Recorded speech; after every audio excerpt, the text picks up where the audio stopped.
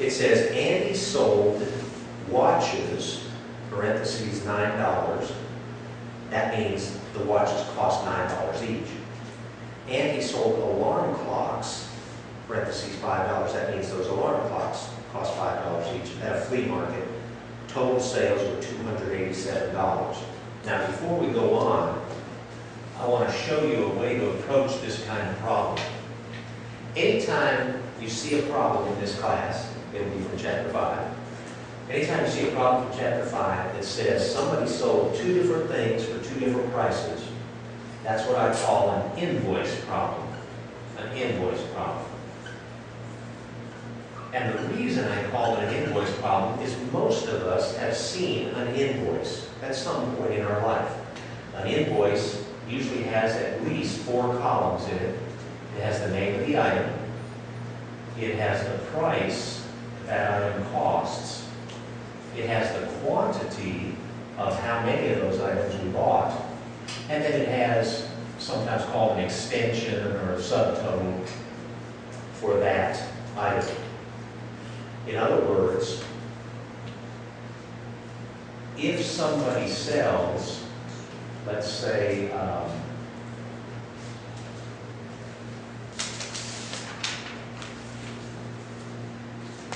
if somebody sells mugs and t-shirts, right? Somebody sells mugs and t-shirts, and they sell the mugs for $5 each, and they sell the t-shirts for $12 each. Let's pretend we have that situation. Now, what if we knew that somebody bought 100 mugs? What would be the total cost of all those 100 mugs? How would we find that answer? We'd multiply that price times the quantity, wouldn't we? In other words, on an invoice, we always take the price and we multiply it times the quantity, and that gives us how much was spent on that item, doesn't it? So we're going to multiply this price times this quantity, and we're going to multiply this price times its quantity. And then what would we do if we knew these two quantities? Let's say they were these two quantities. What if someone said, how much was your total sales? How would we find that answer? We just add these two subtotals, wouldn't we? Now we can do this for 2 items, we can do it for 22 items, couldn't we? It'd always be the same process. We multiply across, and then we add that last column to get the total sales. So here's how the problems are always going to work in Chapter 5. If it's an invoice problem, there will be 2 things that they're selling. They'll give us 2 different prices. They will always tell us the names of the items. They'll always tell us the prices. They'll always tell us the total sales. Let's say the total sales were $378. $378. I'm going to go ahead and make a grid out of this because it's just a little neater and it seems to help solidify the ideas. So they will always give us these 5 things. They will always ask us for these 2 things. The question at the end of the problem is going to be, how many of each did Andy sell, or whoever sell it? Okay. Always going to be the same set. Now, our question is, what we have to figure out is, one of these things is going to be X, and the other thing is going to be something with X in it. And they're going to tell us, they're going to have to give us a hint that lets us know what to put there. Now, notice in this problem, actually, forget about this problem. Let me do the mugs and t-shirts. What if we said Jolene sold 3 times as many mugs as t-shirts? We said Jolene sold 3 times as many mugs as t-shirts. What if we knew that she sold, well, first of all, what did she sell more of?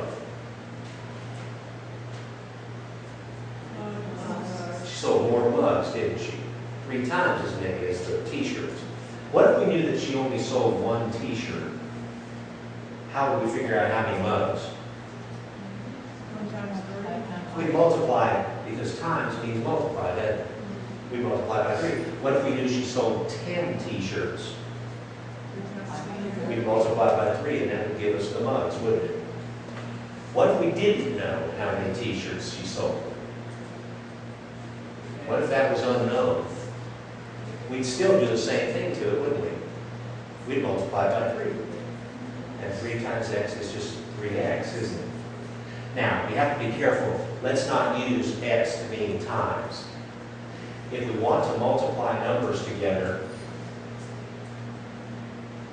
if we do this, it might look like 3x4. It might look like an unknown. So we do it one of 2 ways.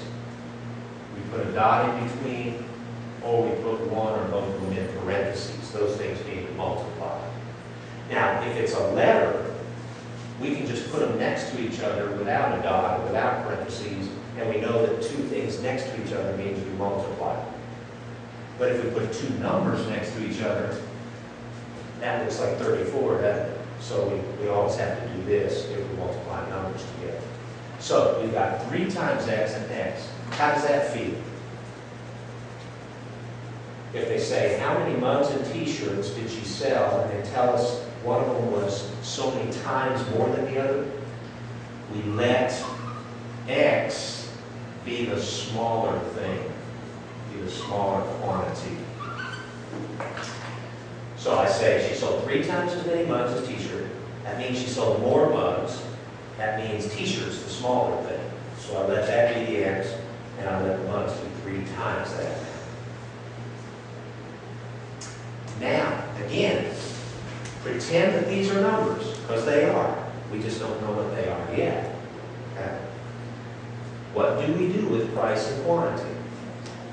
We multiply them together, and that tells us how much was spent for that item, doesn't it? So if I've got 3 of these things and I multiply it times 5, how many of these things do I have now?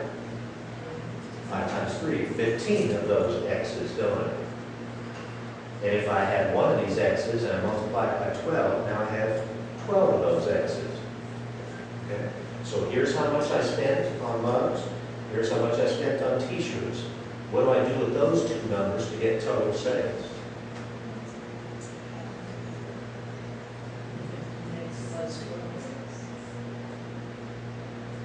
You may be saying it, and I'm just not hearing it because that fan. We add them together, don't we? Okay.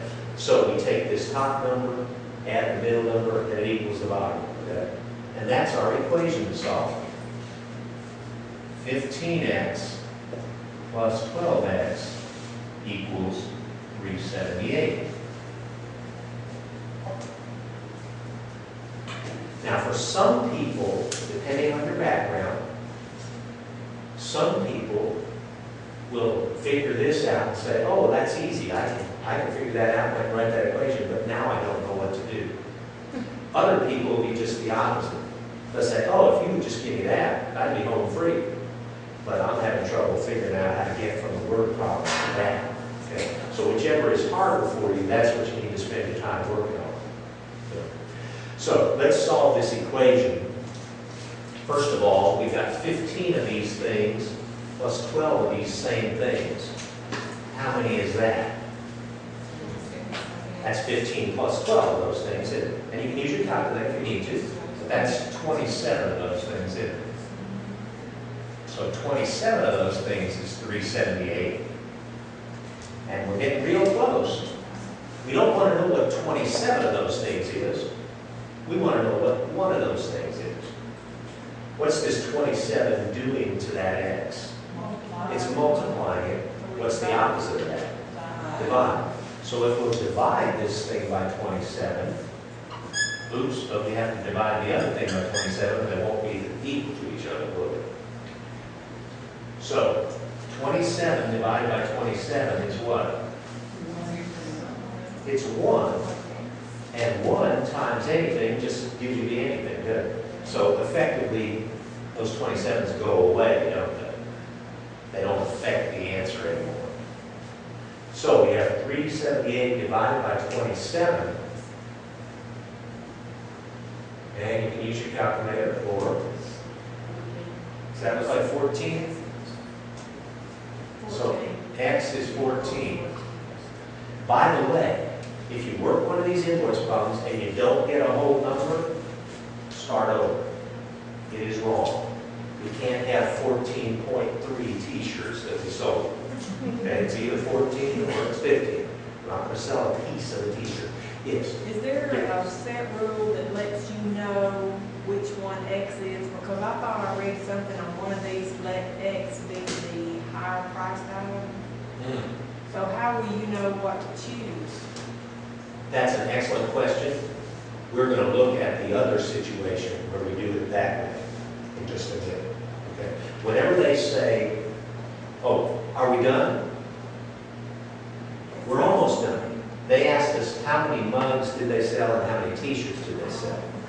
This is X, which we let be the t-shirts. So we just found out that we sold 14 t-shirts, but we haven't said how many mugs we sold yet. So we're not quite done. X is 14 t-shirts, and we know that mugs is 3 times that, and we just found out what that was, 14. So now we can multiply 3 times 14, and that's how many mugs we sold. So we really have 2 answers, don't we? And we sold 14 t-shirts and 42 mugs. Daryl's asked a good question. How do we know what to let X equals? Well, there's 2 different situations. Situation 1 is where they tell us one of them sold more than the other. We could have let the bigger one equal X, but then we would have had to make the little one 1/3 X, wouldn't we? If this is 3 times as big as that. I don't know about you, but I'd much rather work with whole numbers than with fractions. Okay. You can do it this way, but you're being masochistic if you do.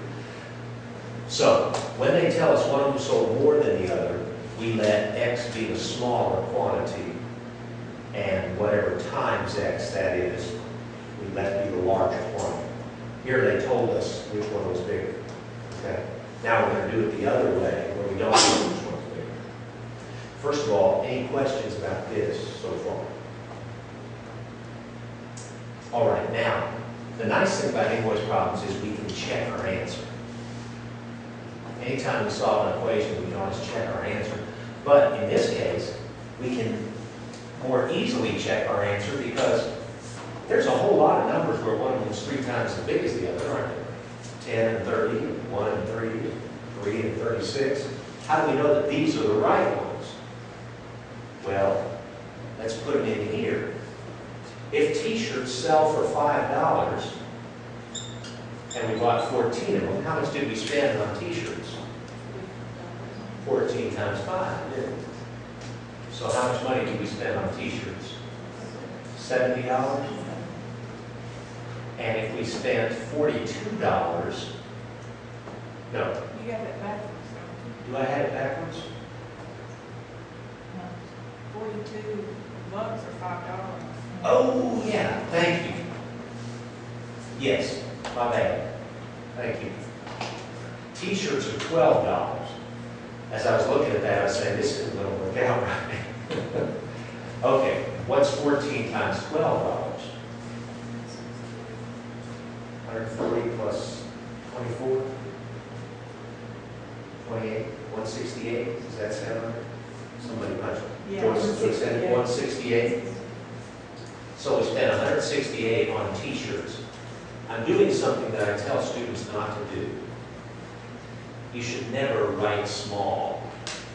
I'm doing it to try to keep it on the camera. Paper is cheap. Use lots of it. And write big enough so you can read your own writing. I can't tell you how many students I've seen miss points on a test. They had the right answer. They had the right numbers there, but they wrote it so small that they misread their own writing. So, write big enough where you can see it. So we got $168 for the t-shirt. In other words, if we put 14 here, 12 times 14 is 168. How many mugs did we sell? 42 times 5 is 210. And And is 210 plus 168 378? It is. So we can know we got it right, okay, because we can check it. All right, now let's answer Darvis's question. If you flip the page and look at